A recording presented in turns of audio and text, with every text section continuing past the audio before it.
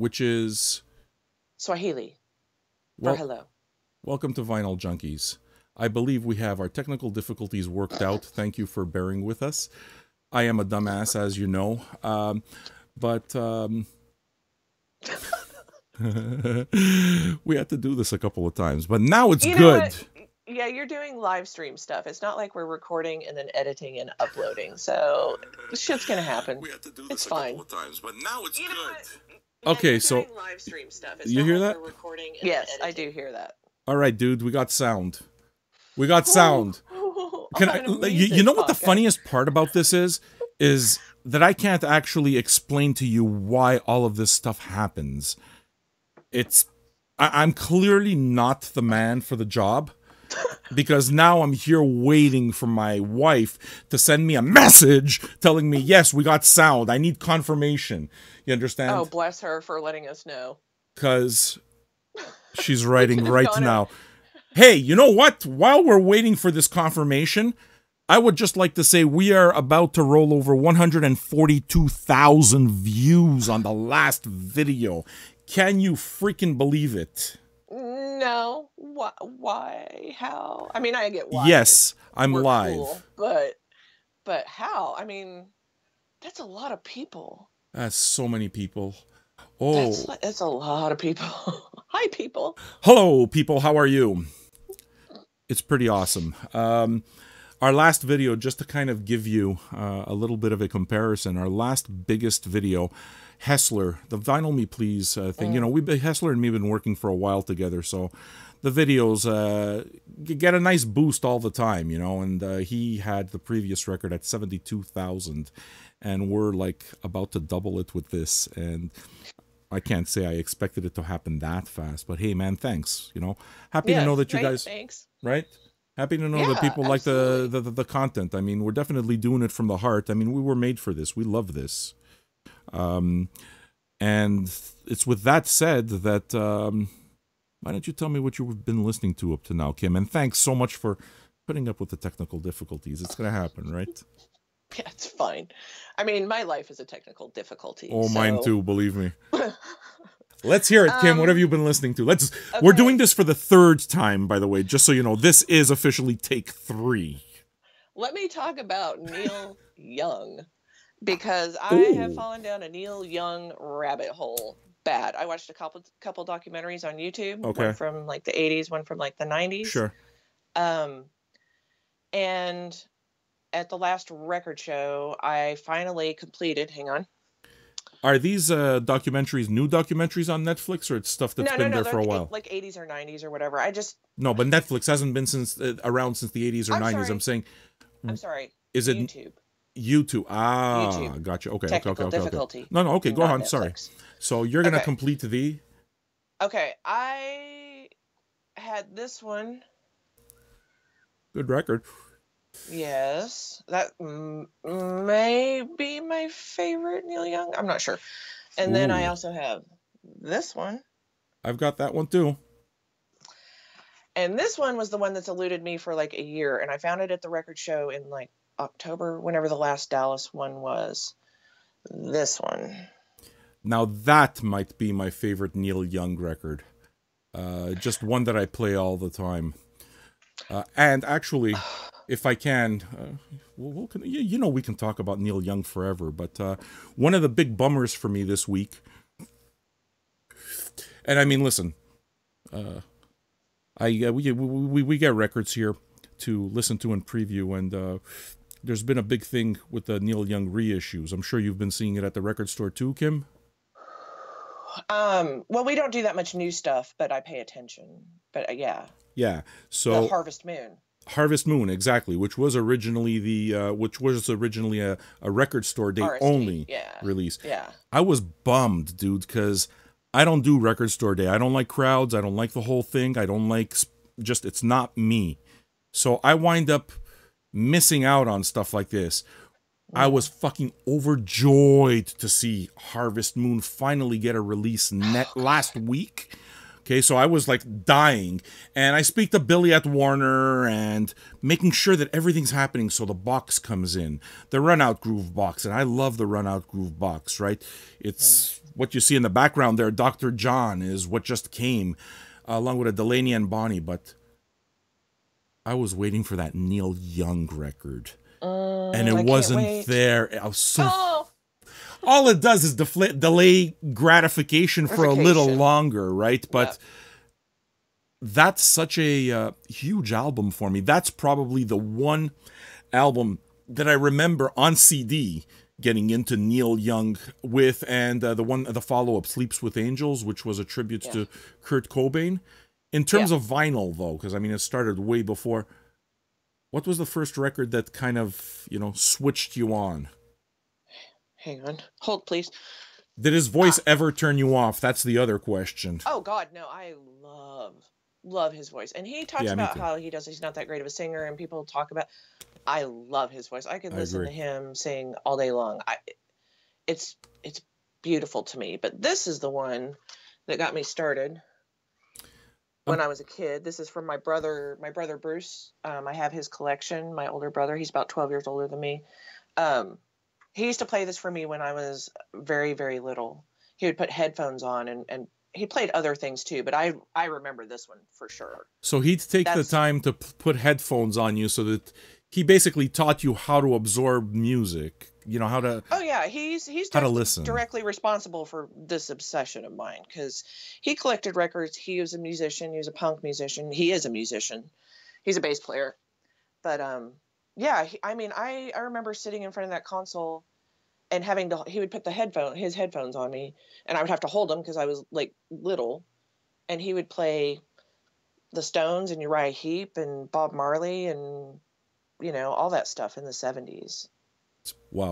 Yeah, you've been listening to that kind of stuff a lot earlier. You see, for me, my earliest recollections when it comes to Neil Young, the first thing was the Decade 3LP comp.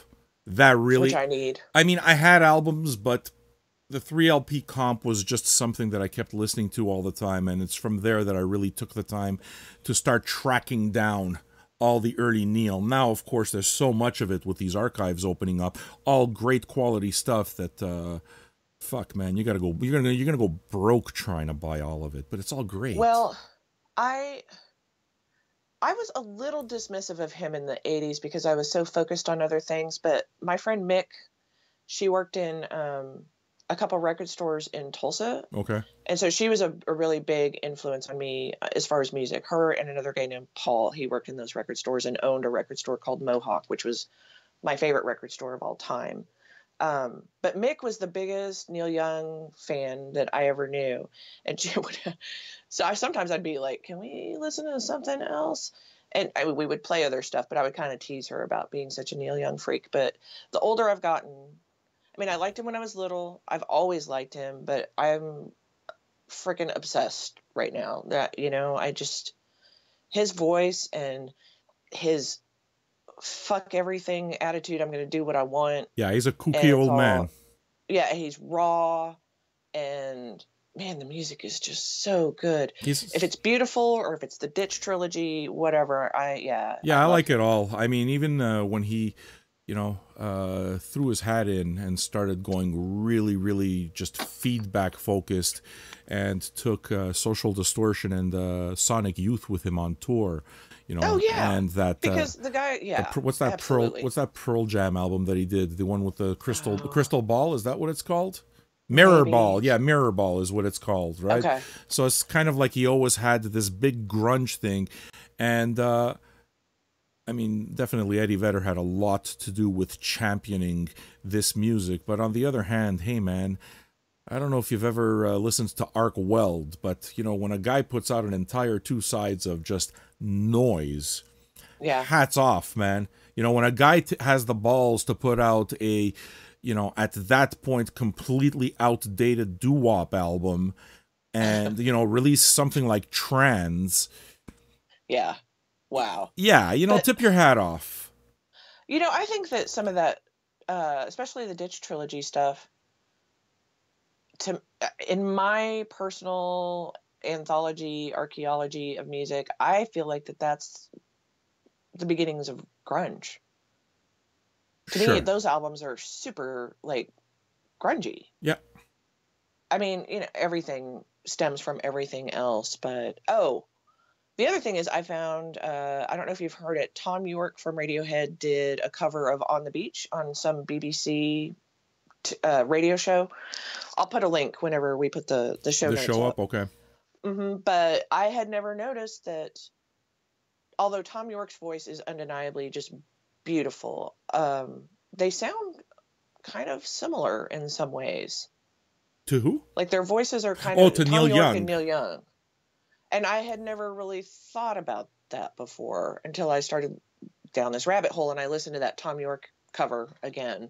And I was like, you know, maybe that's why I love Tom York even, you know, more than just loving somebody who sings and does good music. I love Tom York. Well, you see, that's, I think, probably the most beautiful part. Really, one of the things that makes it so much fun to do a show like this with you.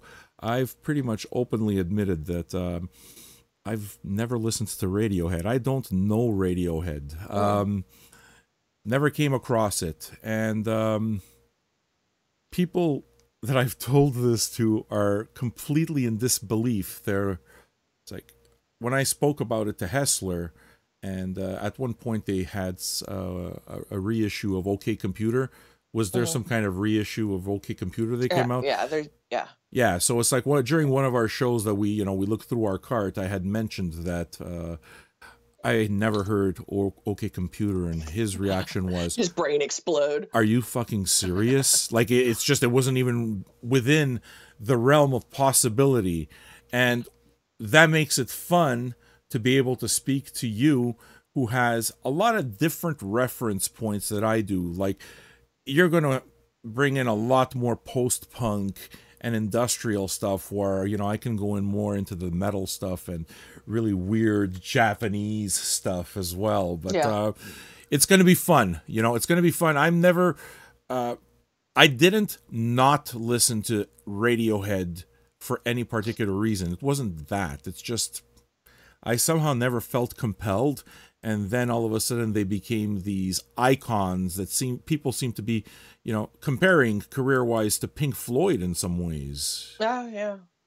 And I mean, I think we all have bands that are really popular or have a cult following or have a major worldwide following that we just don't get into, for not necessarily because we don't like the music, but we're paying attention to other stuff, or we're burnt out on hearing some particular song over and over and over on the radio, but if Hessler is saying OK Computer, and you should obviously listen to that, but I think you should listen to In Rainbows, the later stuff. Oh God, I'm open, man. I'm game. I look so forward to hearing this now classic music for the first time. I look very forward to this, and it kind of brings me to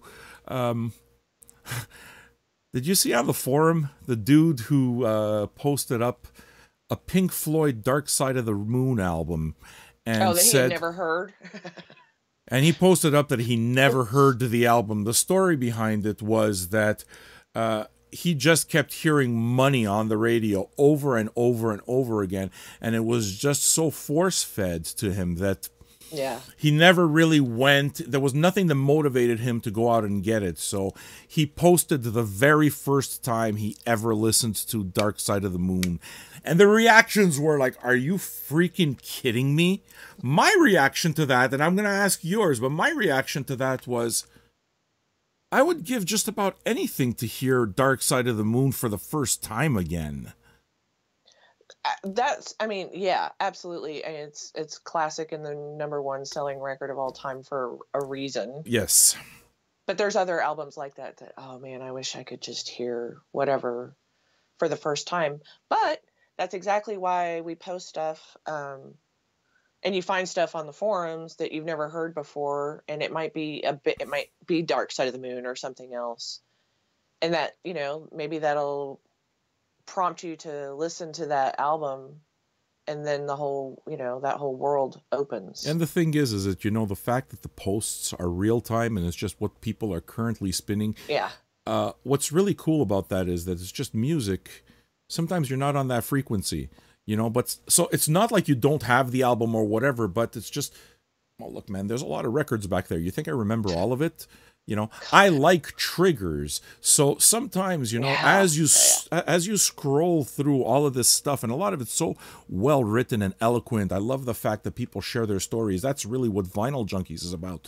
But they take the time to do this, and sometimes it catches you on the right frequency. Like for me, sometimes, you know, somebody will post a Rat record. I love Rat. Yeah, or a Twisted Sister record, and it's like, that's not a frequency I'm on all the time. But sometimes, you know what, you just gotta put on Stay Hungry. And that trigger is a welcome thing, don't you think? Oh, absolutely. I like, you know, like you're saying Twisted Sister. It makes me throw back to, you know, him speaking in front of Congress, Dee Snider. PMRC, sure. Yeah, all that kind of stuff, and Zappa, and how... And Bob Denver, too. Yeah, and Bob Denver, too. Props. That they would... Like, you wouldn't... Nobody expected Dee Snider to be so articulate and passionate and just, like... I remember watching those live. Those Senate hearings or whatever, committee hearings, and he's my hero. Holy shit. Okay. He's my fucking hero, because he sweat blood in order to do it, and people just kept saying that they were full of shit, and he still persevered through all of it. And you can say what you want, you know, and think that this guy's a knucklehead or whatever, but he went there with a plan, wrote it down on paper, put it there, and repeated it to himself over and over and over again, so that he was a weapon by the time he got there. So they figure... is a good description, man. So when he walks in and he's gonna speak to Congress, well, you know, they figured, they see this guy with fucking cut off sleeves and wearing a jean jacket, long hair. They figure this guy's fucking, he's a crackhead. Was crack a thing then? No, crack wasn't a thing then. But you know what I mean, right? Just this guy's a fucking wastoid. And there's an 80s throwback. Can we bring back wastoid? That's a good word, isn't it? It is a good word. Trauma used it on a couple of movie titles, so you know wastoid has to be a good word. But you know, when he's speaking, god damn, didn't he make us proud? Yeah, it was amazing. That guy, yeah, he shut them the F up a little bit. Like, dude, it was hard to rebut. It's, for me, where it is that he nailed it, because I mean, it's not like the internet now where you see it everywhere. Where he nailed the argument was he started talking about Under the Blade, and Under the Blade was one of the records that they wanted to put these stickers on and you know, ban. And Tipper Gore. Yeah, Tipper Gore wanted to do this because she thought that it referenced violence, or it referenced, you know, death or suicide. And he pretty much told him, guess what? That's about an operation that my friend had. Yeah. If you thought it was about violence or suicide, it's because you put the idea there. Yeah, it's on you. And that was this, like, game, set, match. It's like, no, dude, you're the one who connected those dots and made it a bad thing. You know? Projecting. And the most ridiculous, like, of course, the fact that it's connected to Frank Zappa is the most beautiful thing in the world. But Frank Zappa fucked around with the synclavier a lot during that time and released Jazz from Hell. Jazz from Hell won a Grammy. It's an instrumental record that had the parental warning sticker for it had a parental warning sticker for whatever, violence, suggestive lyrics. I don't remember what it was, right? Yeah, there was something on it, yeah. But that's one of the first records that had the parental warning sticker. It was instrumental, just to kind of show how fucking clueless this entire thing was. These agendas, man, you know. Art, as much as you can say what you want about art, okay, but art is about... Art's the vanguard of where a lot of ideas come, okay? Artists are really just pushing the boundaries, and a lot of things that cannot be said, let's say, in everyday contexts can be said through art, and it passes, you know? Yeah, art is a... a reflection of society. Yeah. Oh, and it starts a dialogue. Oh, yes. Or it should start a dialogue. And I would say, you know, as much as people say that social media is a reflection of society, it is. I would say that art is probably the best reflection of society because in order to make it, you got to commit to it. It doesn't just happen out of any, you know, it's like you rehearse it and you practice it and you record it and you go through the entire thing. And the more steps there are to it, you know, the more you're committing to a process. It's not something that you just dash off immediately. Well, some people do. But to me, that makes that statement that much more poignant, that much more powerful. And that's why it is that I don't see vinyl as a product. I don't, because if somebody went through the trouble of making it, then I want to absorb it that way. And you can tell, Kym. I mean, you know, you can tell when a vinyl release is just a music release put on the format of wax, and when there's that experience. Like, you come across some albums, right? They'll release them on a bunch of different formats, but it doesn't really matter. Whereas in some cases, you know, the vinyl experience counts for something. Oh, absolutely. I agree. I went off on a tangent a little bit. I'm sorry. Bring us back, please. Please. Okay. What have you been listening to this week? I listened to a lot of classical music earlier on in the week, and I thought that I'd be going into this big thing about it because it's just overwhelming, the amount of information. But then my attention got switched pretty quickly. I wanted to be listening to the Neil Young Harvest Moon, but that's coming soon. And the Dr. John record here, the latest release from Runout Groove, came out. And I'm a big fan of Dr. John. I came to him a little bit late, but the thing that made me kind of really pay attention to him was a Greg Dooley interview. Greg Dooley of the Afghan Wigs, who at one point name dropped Grigri as one of his favorite albums. Oh, okay. Now, for me, my sweet spot is from 65 to 75. 68, it's like, all right, let's find out what this is about, right? I bought Grigri and just instantly became enamored. It's still my favorite record of his, but as far as I know, you know, people are... other albums were more successful, but any new Dr. John is a beautiful thing. Now, yeah, I'm dying to hear it. Dude, no, it's coming to you. It's coming to you, and I'm curious to see what you're going to think for yourself, because it's a double LP, okay? And the first LP is basically a greatest hits from his Atco years. Oh, okay. Okay, so awesome. It's got, you know, it's got Mama Roo on it, and it's got some tunes. It's got some really great stuff on it. And then the second one is a bunch of outtakes and stuff that's never been released, stuff from the vaults. And you see, if you know anything about Dr. John, you know that he's had an interesting life, and he's got quite the pedigree. So the early stuff just harkens back to his days, even as, you know, a guitar player for the Wrecking Crew. And as I started digging through this, all of these notes started coming in. And this is stuff, I've been listening to him for years, but this is stuff that I never knew before. And I'm going to share some of it because I'm curious if you know it. Are you, like, you've got Dr. John records, I'm assuming. I've got Grigri, and I have something else. I don't have a lot, but... In the right place, maybe? Maybe. In the right... I have to look. 73, that's a big one. That one was... He had the meters backing them up. See, that's why it's good to have and notes. I love the meters. Yeah, and Alan Toussaint producing it. That's why it is that you need the notes. So yeah, the first LP is all Atco stuff. The second LP is just outtakes.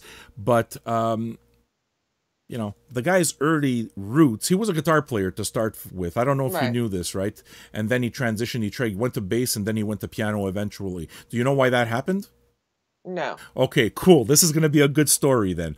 I'll start right at the beginning. He's influenced by guys like Guitar Slim and Little Richard, James Booker, Earl King, Professor Longhair, right? He's born in New Orleans. So this is the music that he was absorbing as a kid. Right? And he was a guitar player. But what happens is, in the late 1950s, which would put him in his teenage years, he started off as a session musician, but his career got cut off in 1960 when his left ring finger was injured by a gunshot, defending keyboardist Ronnie Barron in a Mississippi bar fight. I guess I have heard that, but I totally forgot about that. I did not know that. But yeah, dude, the guy had his fucking finger shot off. So it's like he can't play guitar anymore. All right, let's do piano, right? Yeah, let's do another instrument that requires all. Hey, shit, never mind, man. You know, half a finger worked pretty well for Iommi, so... That's what I was going to say. Hail, Iommi. I am all about fucked up limbs, man.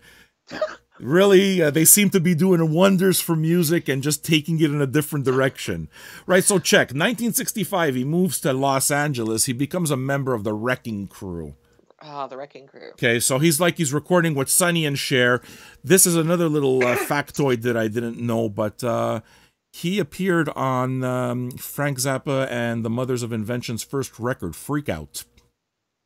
I didn't know that, but man, does that make sense? Right? Absolutely. I mean, you know. I know that Zappa was definitely a fan of Dr. John, but I didn't know he was on it, and I don't know if you knew.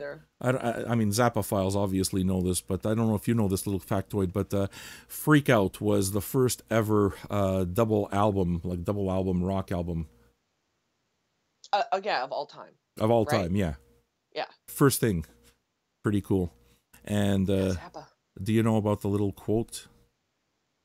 The modern day composer who refuses to die?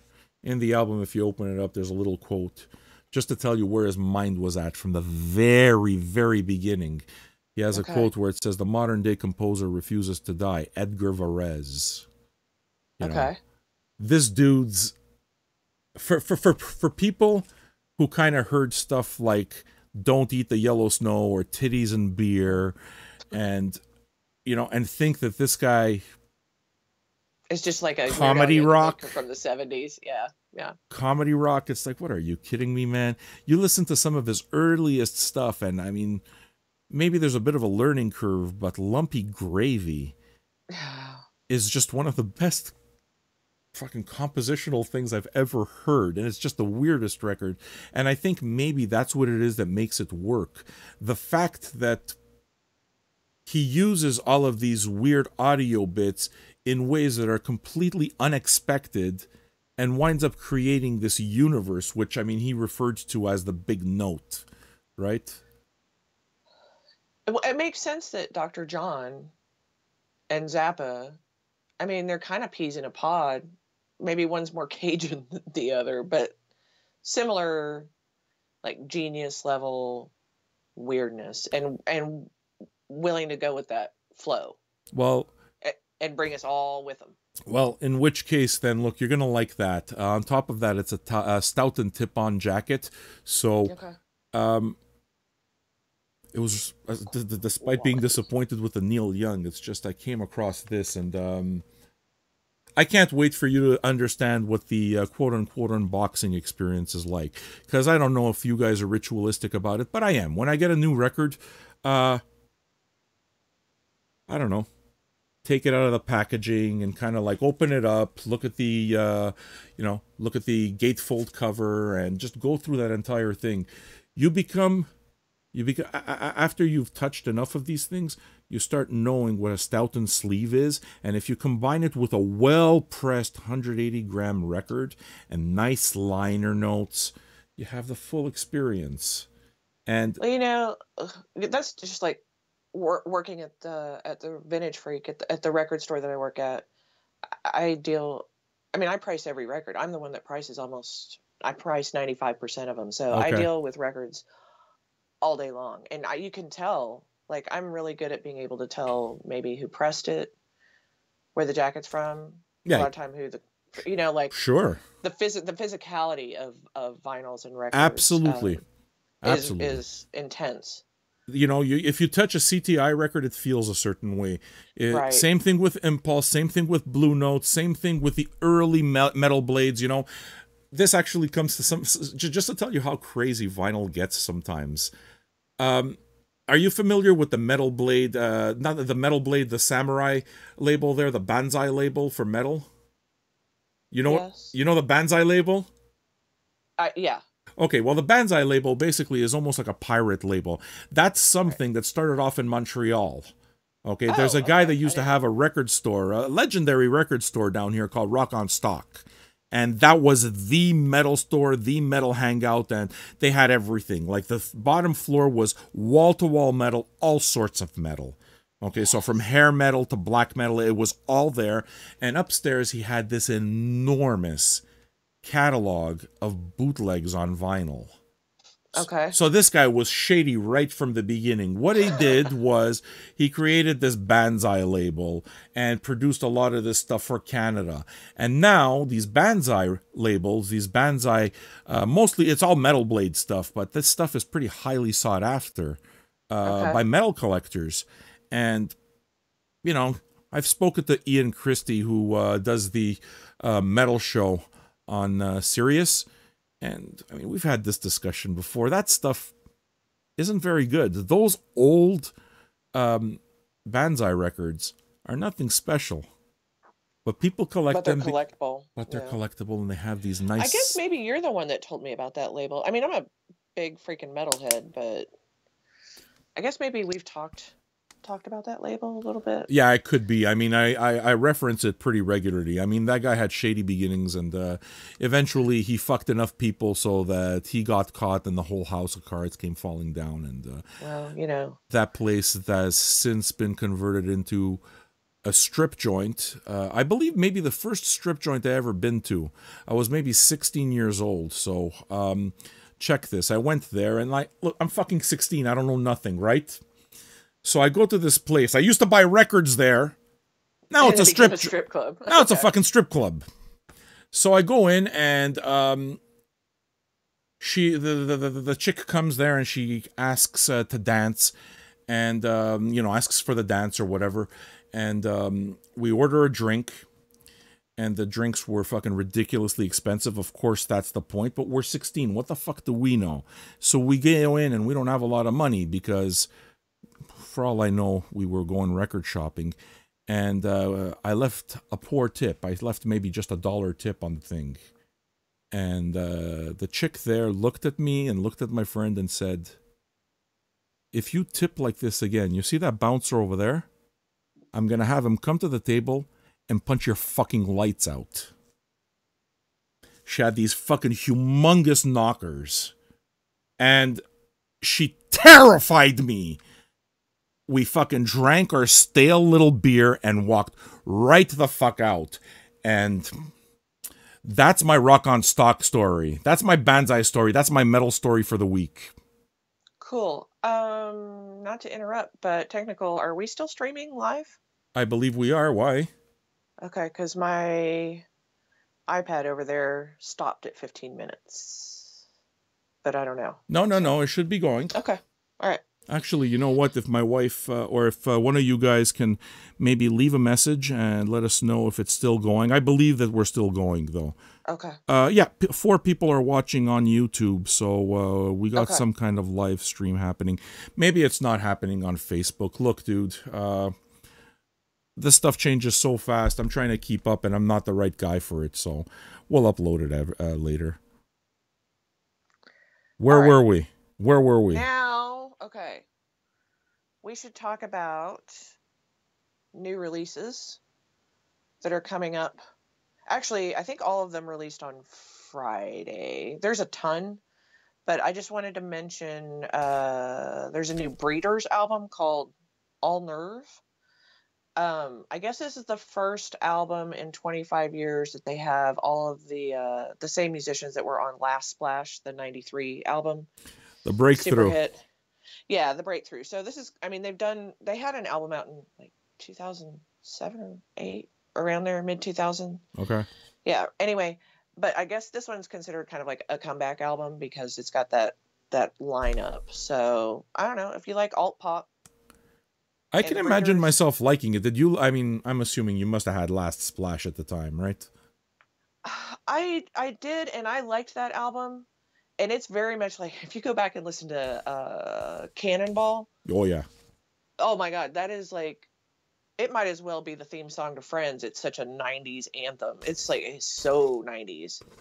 I mean, I was listening to more, my 90s stuff was a little more Amphetamine Reptile and I Hate God and Buzz Oven and sludgy kind of stuff. But I mean, I love the Breeders, and that song is awesome. Go back and watch that video. It's like, if you want to get your 90s on, holy shit. That kind of fit, that also fit my kind of alt 90s thing that I used to get into. So I was, right up until their last album, a fan of Luscious Jackson as well. Yeah.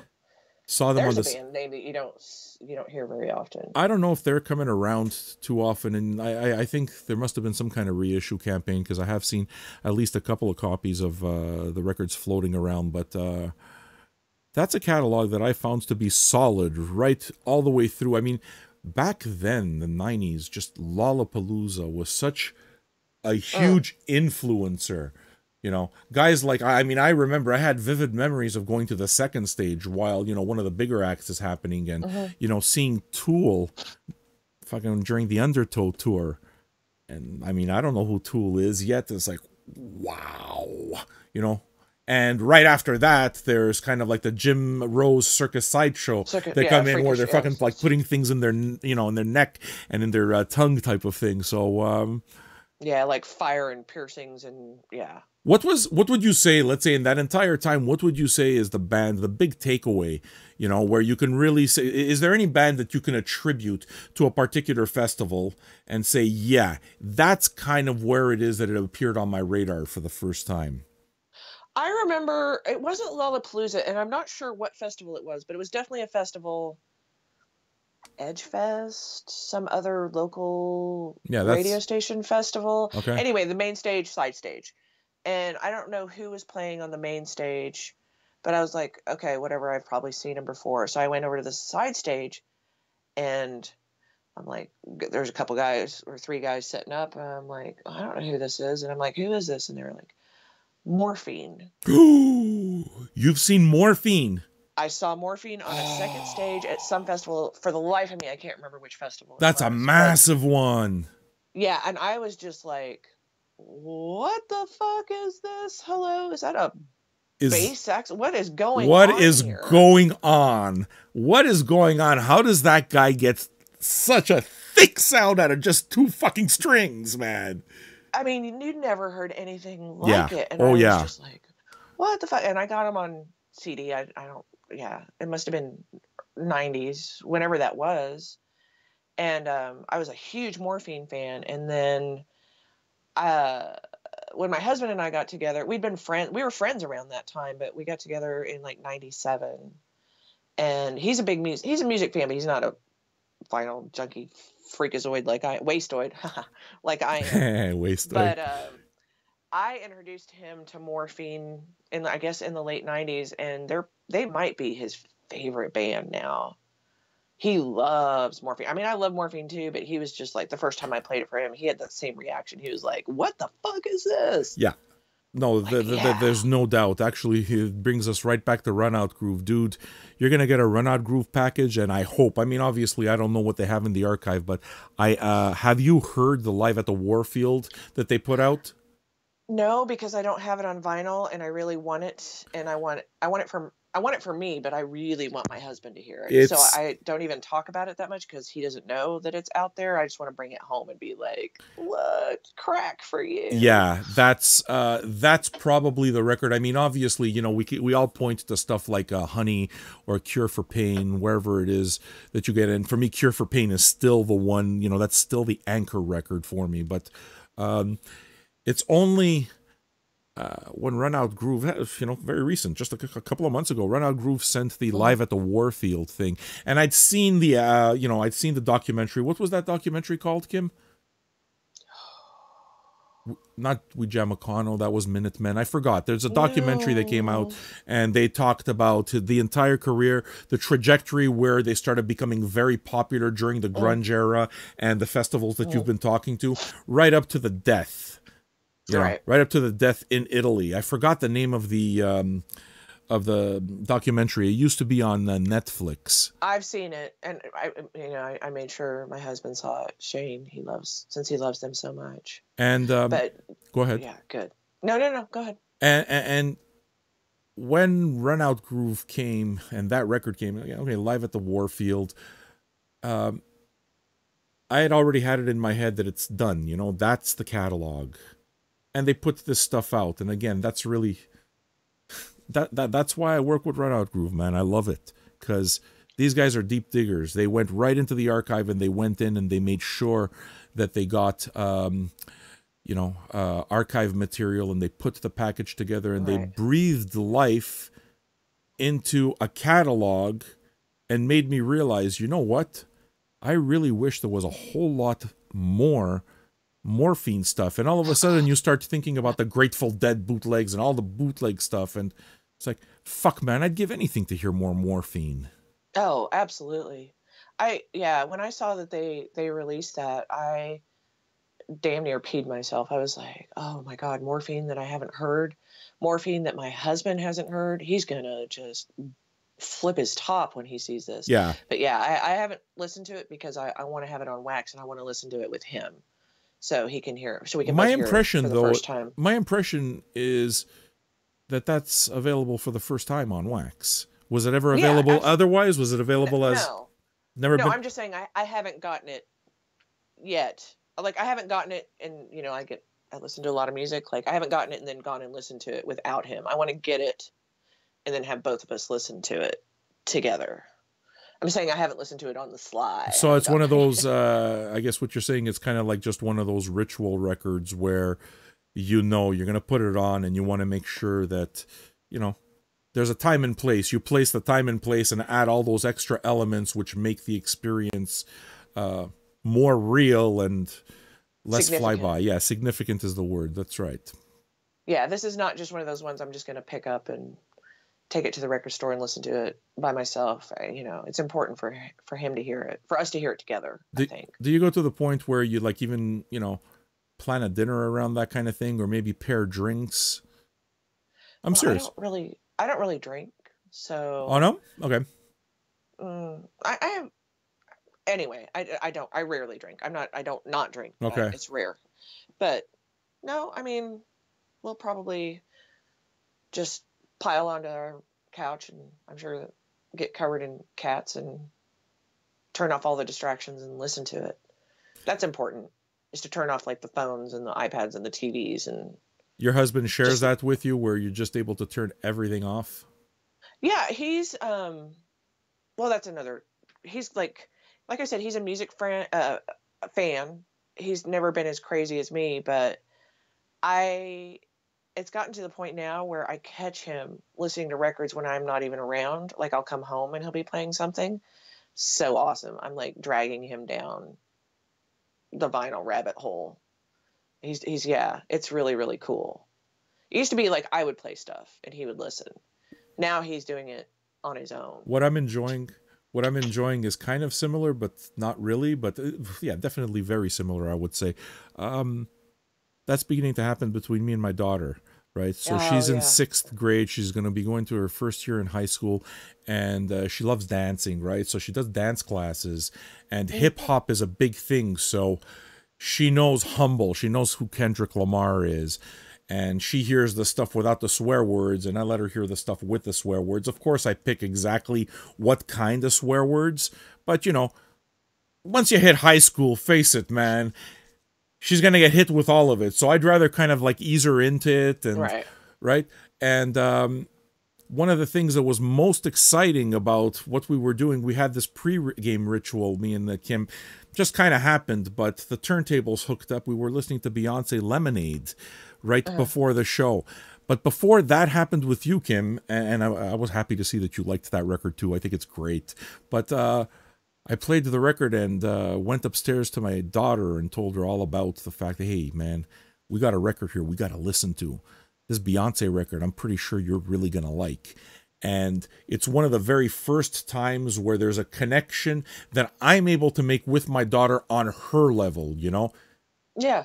Yeah. Like she knew Beyonce because it kind of like entered her sphere by herself via her friends or whatever. And I made that connection on her terms. To me, that was pretty important. And to me, that's the kind of thing that, you center around the vinyl experience. You just center around, you know, you create the memories of your life. You create the soundtrack, man. Absolutely. 100%. Yeah. So now, so she'll have that memory. She'll have that memory, just like we were talking about, like with my brother putting those headphones on me and me remembering those records. She'll remember you playing Beyonce, well, whatever else you play too, but she'll have her memory of that. Well, it's not the reason you do it. It's definitely not the reason you do it, but well, you do it for the music, but she'll attach music to, you know, like it all is one, like we said, one big thread of music. It's just and that thread for me is always music. I work pretty hard, not work pretty hard. It's not work, but it's just, I don't know if you do the same thing, but I realize that I'm always trying to communicate with people. When you know when it is that you meet people and you try to find the common ground, right? My go-to is always music and art and culture, because it's almost like I want to know right away if we have that. If we have that right away, I know that we can go. The conversation will get interesting, because it doesn't matter what art you like or what music you like. It's not that's the point. You don't have to have that commonality like you don't have to have that commonality. To me, the more important thing is that you have this passion for this thing and you can talk and have a conversation where both people are bringing an element to it. Right. Yeah, it's like I'm not interested in what you do. I'm interested in what you like. Yes. That's where I want to connect with you. That's exactly it. I want to connect with you on whatever it is that makes you passionate.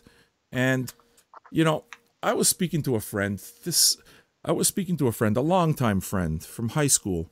And, you know, we were catching up after years. You know, the whole you know, you don't speak to somebody forever, and then you kind of like hook up and you have that conversation on Facebook with an old high school friend. Right. And I mean, a good guy, very, very good guy. But, you know, he was telling me the variety of his jobs, and, you know, he was telling me about his house and how he's got nice stuff. And it's like, cool. But, you know, he went from one job to another, to another, to another. And it's like, well, now, you know, it's sales types jobs, you know, and does well. I can understand. The guy's a hustler. Much respect for him, you know. But the thing that kind of caught me was at one point where he says, you know, I want to get back to my passion, which is construction. And I mean, I could not ever imagine myself waking up in the morning and thinking, holy fuck, I can't wait to sell cement to somebody. Well, it's not that there's anything wrong with that. Of course not. Of course not. Yeah, yeah. Of course not. But to me, that's definitely not what I'm saying. I think any work is honorable. As a matter of fact, what I respected about that guy very much is that he had my work ethic. This is a kid that started working at age 12. That's something I understood, you know. Yeah. With Italians, we saw that. A lot of Italian kids grew up, you know, peasant families came over, and we started working immediately.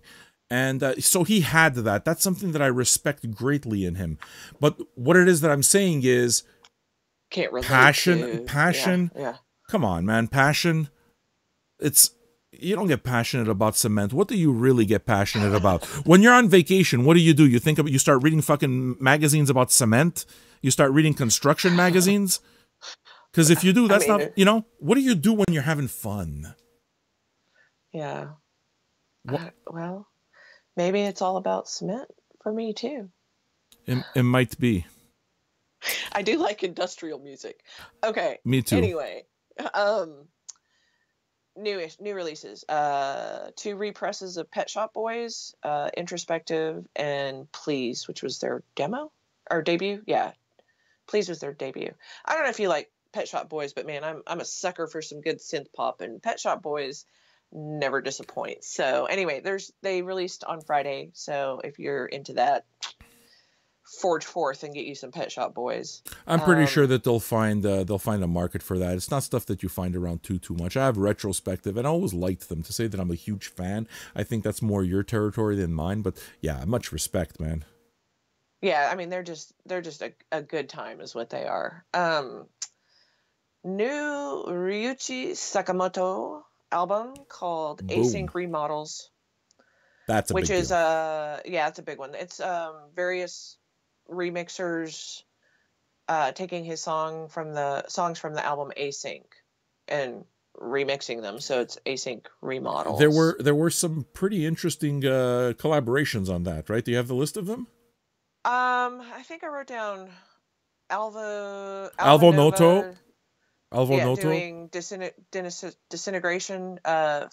Finesse. Okay, Finesse. Yeah, sure. Finesse. Sure. Yeah. Doing Solari and Accra doing Async. I'm not familiar with that one. Well, hang on. I do have somewhere here. I do have a Sakamoto album. Well, I'll buy anything from him. One thing that I really liked a lot about the old Soulseek days is that, you download tons and tons and tons of music. And what I wound up doing is always being a fan of soundtrack music, found myself getting way deep into Ryuichi Sakamoto. So downloaded this huge chunk of his music and wound up going back all the way to his work with Yellow Magic Orchestra. And I mean, that stuff's impossible to find now, right? But he's been on the vanguard in terms of sound-wise. He's been on the vanguard and just infused this special fucking thing that he has. It's also, I don't know, man, there's just something about Japanese music. They have such a flair that's unique. Well, you're in territory that's not my... I don't go deep. I can go kind of broad, but I definitely don't go deep. It's just not. I mean, again, so there's something I'm interested in it. What I've heard I like, but I don't have very much of it. This is the only Sakamoto album I have. This one. It's a good one. What you should maybe look for is he did some remix stuff with Amon Tobin. Okay. So there's some Ninja Tune 12 inches that are out there that are really crazy. And I mean, I would say, man, if you don't have it, you absolutely need it. It's just the soundtrack. The Merry Christmas, Mr. Lawrence is essential. That's what I want because, huge Bowie fan, and I love that movie. Great album. But I haven't been able to get my hands on it. I've been looking, I don't know, a couple decades now. So it'll come. If I have a double, I'm not sure why, but I know I used to see him around. I don't see him around anymore, but if I have a double, I'll send it out to you. Yeah, I can't find it. I mean, I could probably order it online, there's nothing wrong with that, but that's become one of those albums that it's become a thing. I have to find it in the wild. Well, that's the thing with Sakamoto for me, because you don't find a lot of it. So having new material, just having it kind of like appears like... new stuff, I want it. And he's just one of those artists. You know what you're going to get because he's got a long career that can be tracked over the decades. And he's one of those artists like Morricone, for example, right? No matter what style he straddles, not it's completely different voices and completely different languages. All this is to say that whatever style, he's so kind of like multifaceted in the way he hears and approaches music that whatever style, he makes it his own and he infuses his signature, his stamp. You listen to a Morricone thing, man. Morricone sounds like Morricone. There's no doubt about it. It's just instantly recognizable no matter what it is he's doing. Absolutely. Yeah. It's, can you even imagine Sergio Leone movies without a Morricone soundtrack? No. Impossible. Oh my God, I love those movies. That's when we go to the theater in Kenya. Saw a lot of those movies. Were you a fan? You were a fan of the Westerns as a kid? Oh my God. So I've mentioned, because I mean, 3 hour collection. 3 hour movies, Oh yeah. Both of my brothers were into it, but my other brother, who's not a musician, was way into Westerns, and he dragged me along with that. He's 10 years older than me. So he and I would watch all of the, all the Clint Eastwood, any spaghetti Western. And we would see some of those movies in the theater in Kenya. And those Trinity movies, Trinity Is My Name, Bud Hill and Terrence, whatever his name. Have you seen those? Spaghetti Western, but kind of comedic. Yeah, but that's not Morricone, though. Lo No. chiamavano Trinità. Yes, of course. Yeah, I just have that. Westerns in general. Yeah, ever since I was a little kid, I will. If a Western is on, I'm absolutely. You're on it. If it's if it's spaghetti, especially, I don't care. Yeah, absolutely. I have a huge collection of that stuff too. And the thing is you can go pretty deep into the soundtracks because it's not only him, just the Italians were masters at it, So you get some Alessandroni in there, you'll get some Piero Piccioni and Umiliani, and it's they just created a complete language. In terms of that, there's also just the British. Oh my God, man. People like Roy Budd, there's just this entire huge catalog of library music. And just the concept of library music. Italian catalogs also had library music, but just the entire concept of library music where it's kind of, we're going to get a bunch of professionals and we're going to record music thematically that we're going to use as this archive. So if anybody wants to make a film, they can just buy this from the archive. Amazing. It is amazing. And that's something I absolutely refuse to let myself fall down too deeply because, man, you can go down that rabbit hole. Oh, yes. And never come out. Yeah. Oh, yeah, there's no doubt. Never come out. They never come out. And it's just your Discogs list becomes a mile long. And I mean, mine is for whatever's left there. But I think the reason it is that I keep a Discogs list is more, I don't know, to just keep, if you see it all the time, right? Because what happens with Discogs is if you put it in your want list, you get the email that tells you when they become available on the marketplace. Right. If you see it all the time, it kind of just keeps you... It's a visual reminder of that ever-growing and that ever-revolving list that we have in our head of stuff that we need. Yeah, and I need that reminder sometimes. I do too. You get focused on things, and then that I don't know how many I have on my Discogs list. 300 maybe right now. I kind of pared it down a little bit.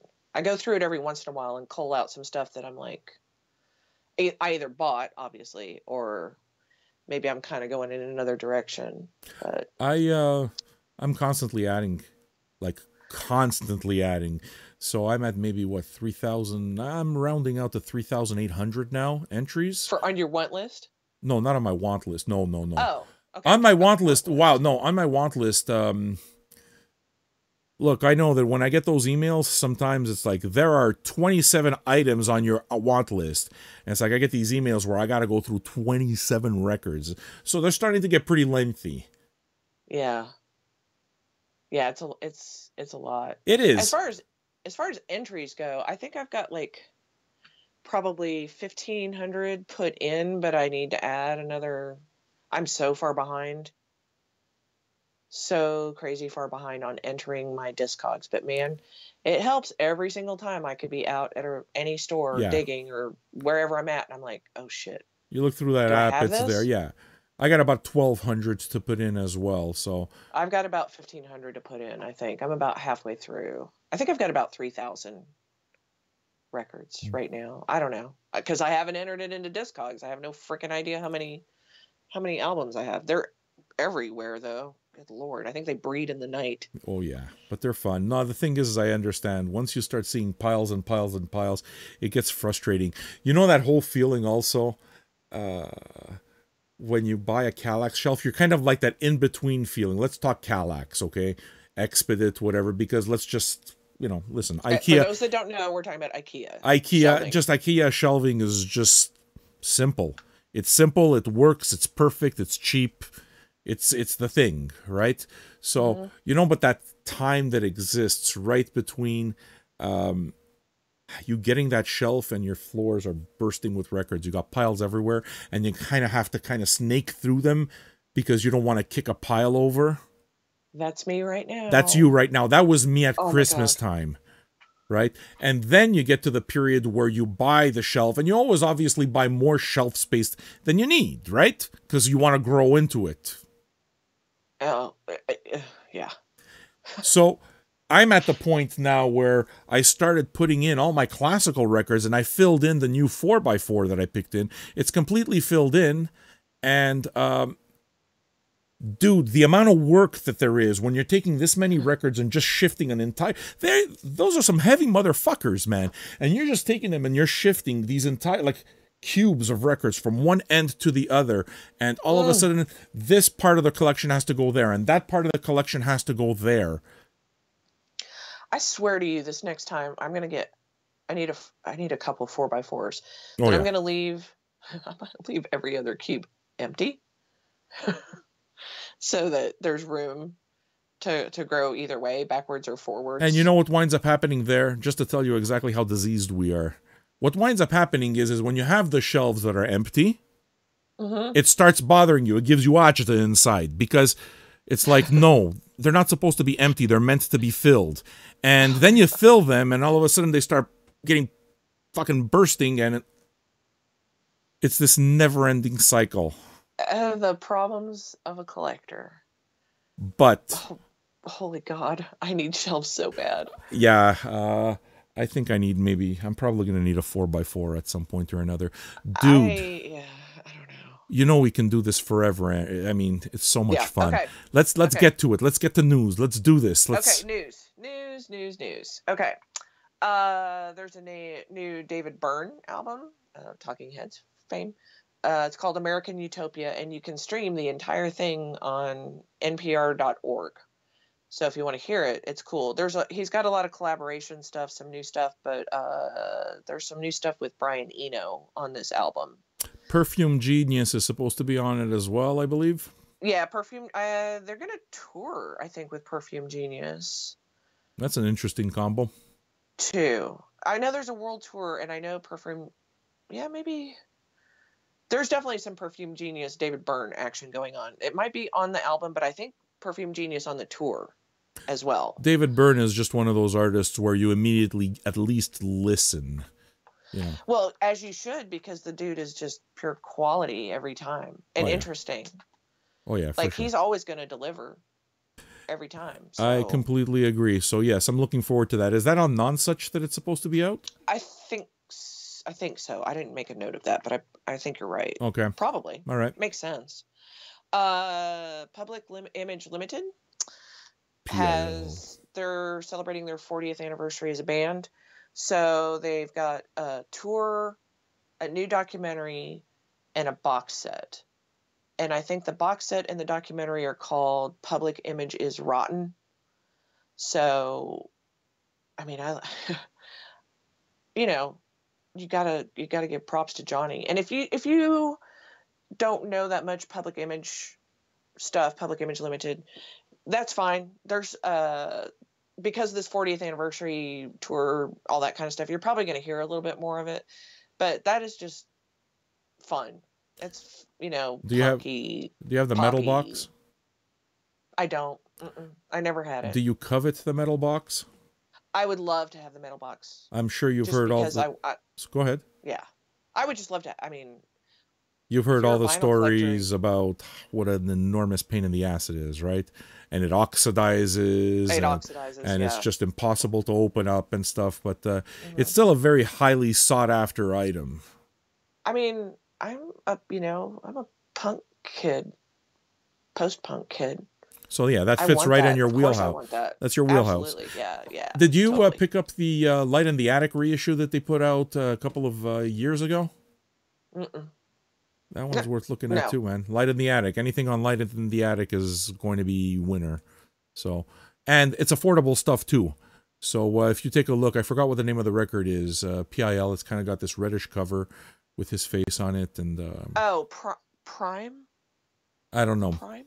I don't claim to be a look. It's a post-punk. I think is more your thing. I was more of a metal kid during that time, so I like the fact that you're the one bringing this to the table. You know what I like also?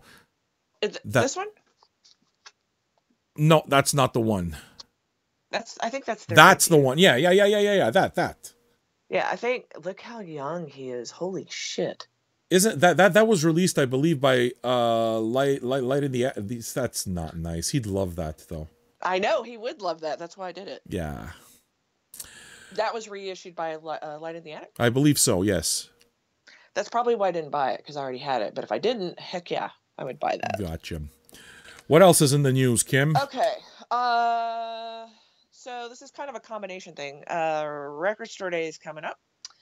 And it's been confirmed that there are 3 new Bowie items going to be in this year's Record Store Day. Mark it down. Mark it down. April 21st, 2018. You know that people are going to go crazy for that one, right? Yeah, I mean, well, who wouldn't? Bowie is the greatest artist that ever lived. Yeah, but they release stuff every single RSD. Yeah, they do. So the things that they're releasing, there's a live set, Welcome to the Blackout, which is live in London, 1978. First time release?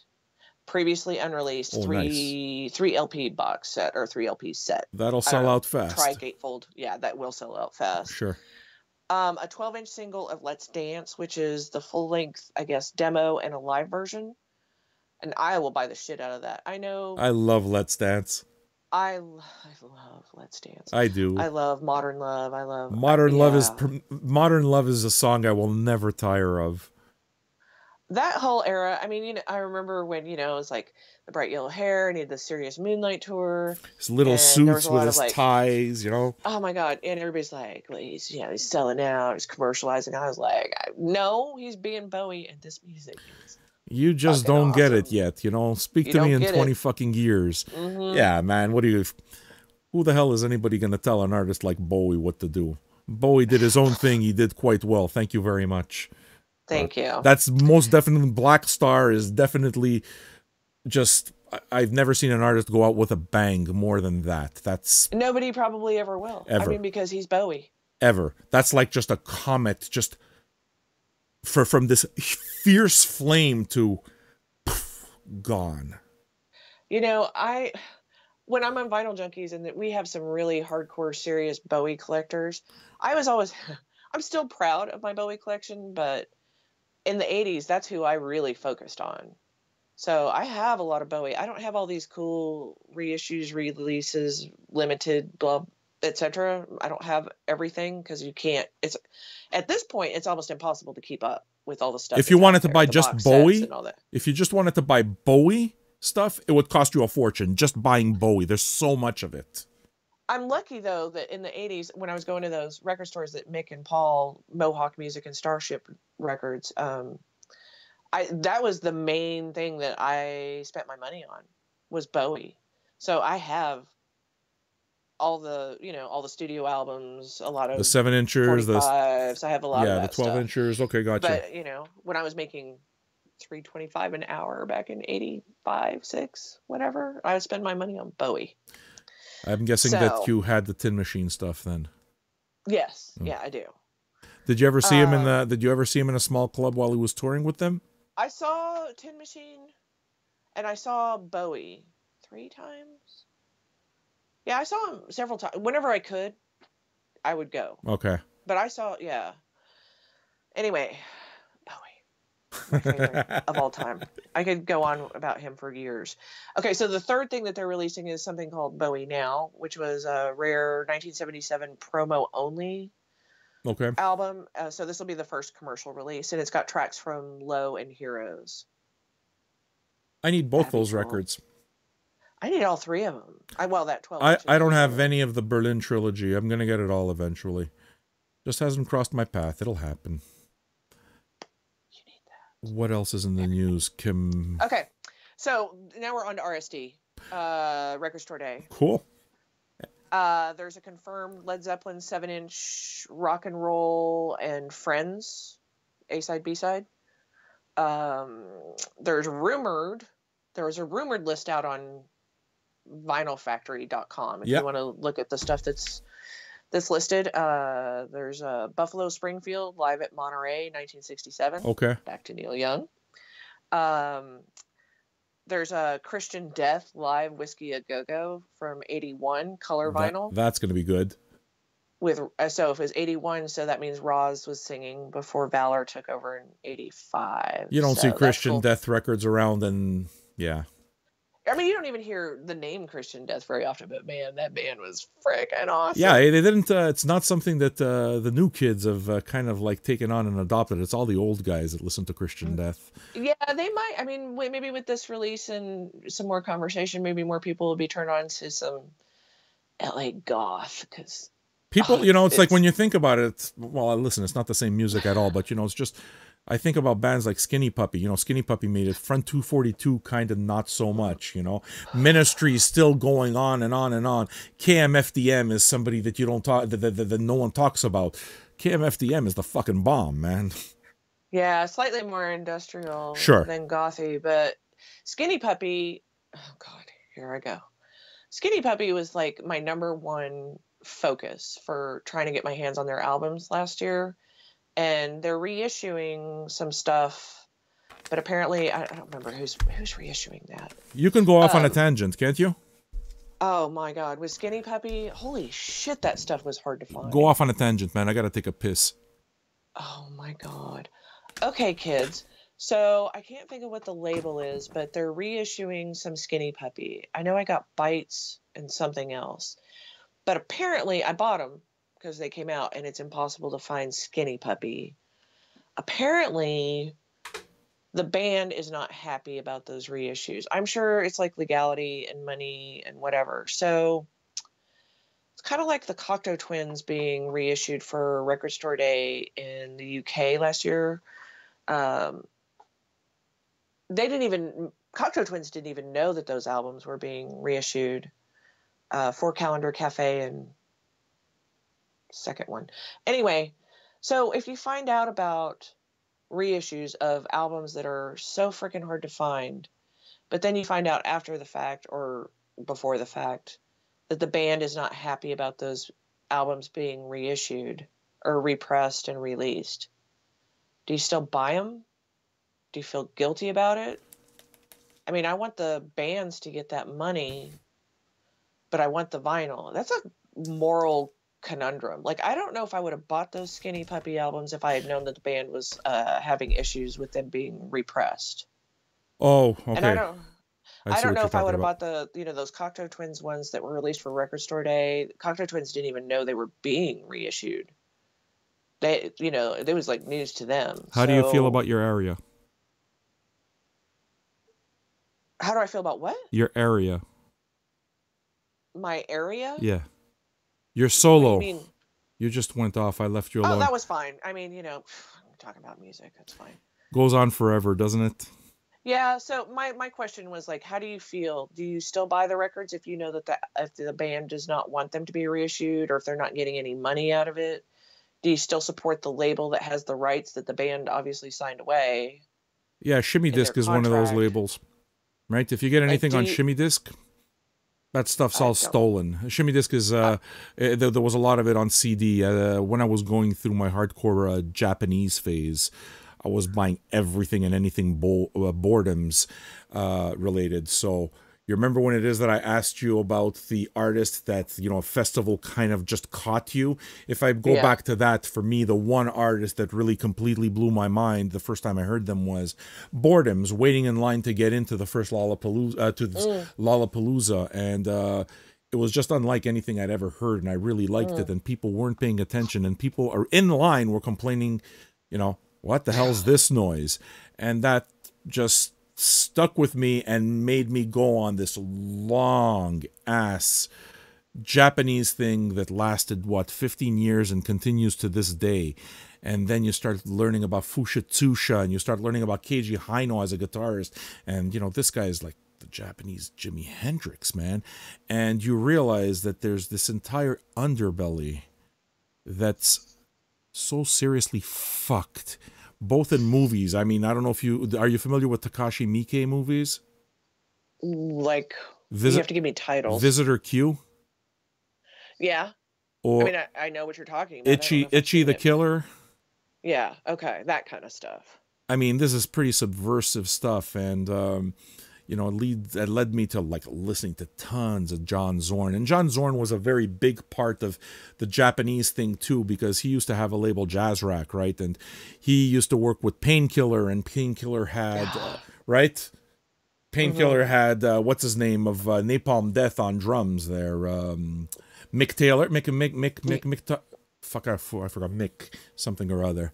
From Napalm Death. Yeah, exactly. And Bill Laswell on the bass, and Yamatsuka Ai, singer of, Boredom's singing, and Interesting World. Why did I start talking about Japan? Well, because we're talking about, like, if stuff is released on a label, do you buy it if you know the band is opposed to it? I mean, bootlegs are one thing, whatever, but like those Skinny Puppy albums are being reissued, and I've heard that the band didn't want them reissued.